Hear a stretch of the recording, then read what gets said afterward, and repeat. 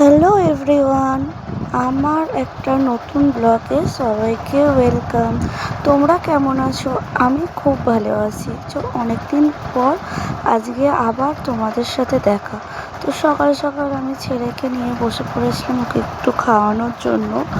তো ওর যা যা খাই আর কি, তারপরে আমি ক্লিন করে নিচ্ছিলাম। অনেক নোংরা পড়েছে অনেক দিন, জানো তো আমার ওয়ার্ড্রপটা পরিষ্কার করা হয়নি, সেই জন্য ভাবছি আজকে করে নেব। তো আজকে আমি একটু ফ্রি আছি বলি পরিষ্কারগুলো করে নিই। তো এখানে এই কোণগুলো প্রচুর নোংরা হয়, আর এটা আমার যেহেতু কাঠের, আর প্রচুর মানে ধুলো চেপটে থাকে, আর দেখতেও খুব খারাপ লাগে। তো এইগুলো আমার বার করে নিয়েছি, আর যেইগুলো বাড়তি যেইগুলো থাকে সেইগুলো সব ফেলে দিয়েছি।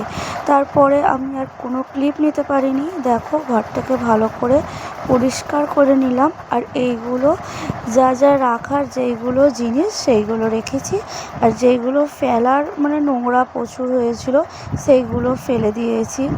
ওষুধ ছিল আমার ছেলের, তো বাড়তি কোনো কিছু ডাব্বা ছিল, অনেক কিছু ছিল, তো সেইগুলো ফেলে দিয়েছি।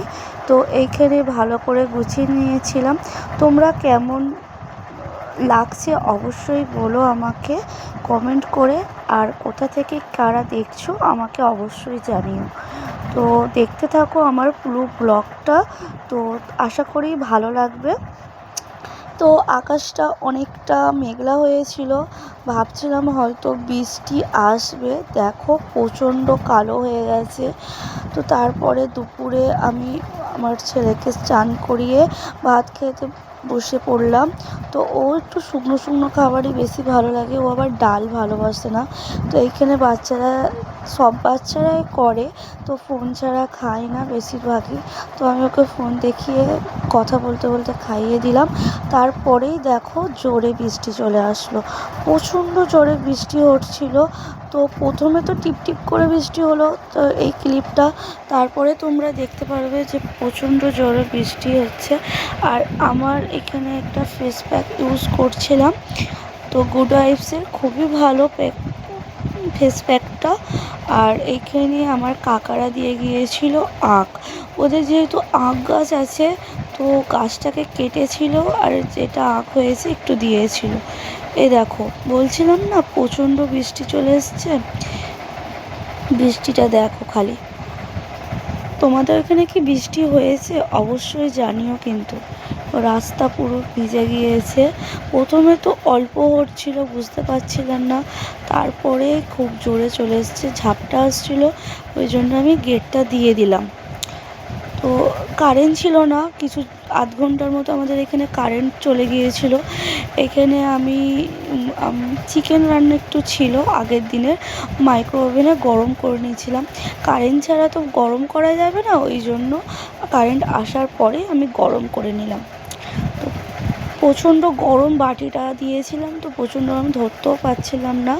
তারপরে একটুখানি নিয়েছিলাম পেঁপে ভাজা শুকনো লঙ্কা দিয়ে, আর আমি একটু চিকেন। এ দেখো পুরো এত জোরে বৃষ্টি হচ্ছে, পুরো রাস্তা আমাদের এখানে ডুবে গিয়েছিল। যেহেতু একদিনেরই বৃষ্টিটা যা জল জমেছিল, কিছুক্ষণ পর আবার মানে নেমে গিয়েছে। আমার ছেলের সাইকেলটা বাইরে রেখে দিয়েছে, সাইকেলটাও ভিজছে। কি বলবো আর বলো, বাচ্চাদের পুরো অন্ধকার হয়ে গিয়েছিল। এটা আমার রাতের ক্লিপ। তো আমি আর সন্ধ্যা থেকে ভিডিও করার সুযোগ পাইনি, আর আমি ঘুমিয়েও পড়েছিলাম, ভিডিও করতে পারিনি। তো রাতে আমি রান্না করছিলাম একটু মাংস দিয়ে আলু দিয়ে ঝোল। রাতে খাবারটা তাহলে বাবা রুটি খায়, রুটি দিয়েও হয়ে যাবে আর আমাদের ভাত দিয়েও হয়ে যাবে। তো বাবা একাই রুটি খায় আর আমরা সবাই ভাত খাই। তো মাংস রান্নাটা আমি করছি, তোমাদের সাথে শেয়ার করছি। তোমরা কেমনভাবে করো আমাকে জানিও। তো আমি আগে কড়াইতে মাংসটা ভালো করে কষিয়ে তারপরে আমি প্রেশার কুকারে সিদ্ধ করার জন্য দিই, যাতে মাংসটা ভালোভাবে আমি কড়াতে কষিয়ে নিতে পারি। তো প্রেশার কুকারে করলে আমার একটু অসুবিধা হয়, সেই জন্য আমি প্রেশার কুকারে করি না। তোমরা কেমনভাবে করো আমাকে অবশ্যই জানিও। তো আমার ভিডিওটা যদি তোমাদের ভালো লেগে থাকে অবশ্যই কমেন্ট করো, লাইক করো আর সাবস্ক্রাইব করে দিও।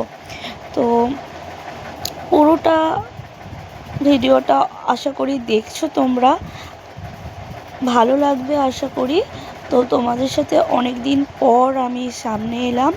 তো আমার লাস্ট ব্লগ হয়েছিল আমার ছেলের হ্যাপি বার্থডে, তারপরে আমার শরীর খারাপ ছিল, জ্বর হয়েছিল, কোনো ভিডিও করা হয়নি। তো তারপরে আমার বাড়িতে একটু আমাদের বিপদই হয়ে যায় বলতে পারো, যা আমার ঠাকুমা মারা যান।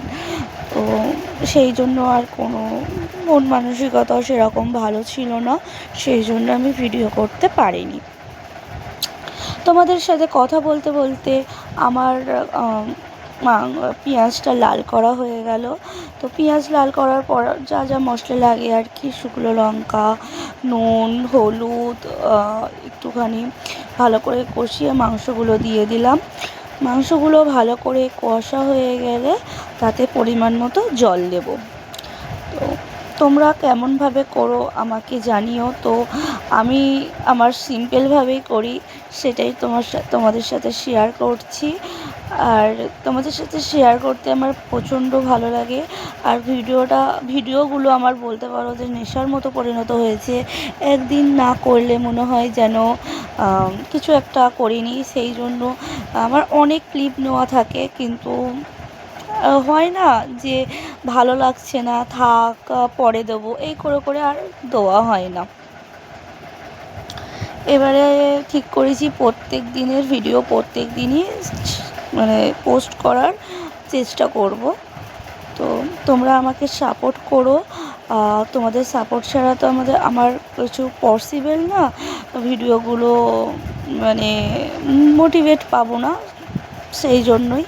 তো আশা করি তোমরা হয়তো সাপোর্ট করবে, সেটাই আমি আশা রাখি। তো তারপরে মাংসটা প্রেসার কুকারে ঢেলে নিলাম। দেখো আমি একটুখানি নাটকও করে নিচ্ছিলাম। তারপরে আলুগুলো দিয়ে ভালোভাবে একটু কষে নিলাম। আরও মশলা দিয়েছিলাম কারণ আলুটা একটু মশলা কম লাগছিল, সেই জন্য একটু ঝাল ঝাল করেই করছিলাম, কারণ শীতকালে একটু ঝালঝালই ভালো লাগে। তারপরে জলে দিয়ে দিলাম। তো শীত এখনও পড়েনি, শীতকাল না বর্ষাকাল সেটাই ভালোভাবে বোঝা যাচ্ছে না। তো যাই হোক, পুরো ভিডিওটা দেখার জন্য সবাইকে থ্যাংক ইউ। আর যদি পুরোটা দেখে থাকো তো অবশ্যই জানিও আমার ভিডিওটা কেমন হলো। তো যতদূর পেরেছি আমি ভিডিও করার চেষ্টা করেছি, আশা করি তোমাদের ভালো লাগবে। পরে একটা ভিডিওতে দেখা হচ্ছে, বাই।